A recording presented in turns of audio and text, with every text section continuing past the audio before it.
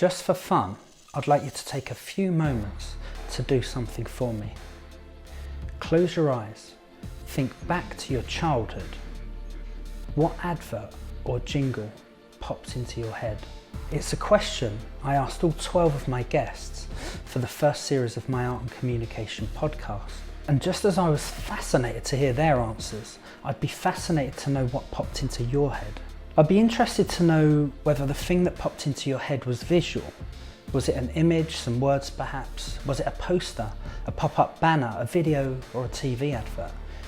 Did it appear on the side of a truck or a bus? Or was it a sound, a radio ad, a jingle, a song, a sound effect, or a statement?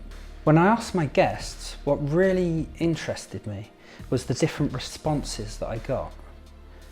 A number of them sang their answers as a jingle, and others remembered it vividly by talking me scene by scene through a story as if it was a script for a film. Many recalled a character in the advert, something that had been created to communicate the product message. And that could be like a cartoon, a creature, a comedian, or even a robot.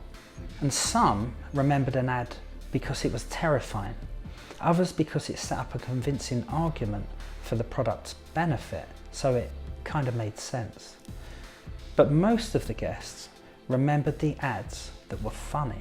And I've always been fascinated with the way that these messages get into our heads. And once they're in there, they kind of rattle around and don't want to leave. And often once they're in, they're there to stay. It's something I've always engaged with and sometimes interrogated through my work as an artist and through my work as a creative director working in brand and advertising. You see, I've always considered this type of media as a landscape, an environment that exists in our head. And we live inside our media, so it's an environment that's really suckled us from infancy. So a piece of packaging or a jingle from an ad can evoke as much nostalgia as a family photograph.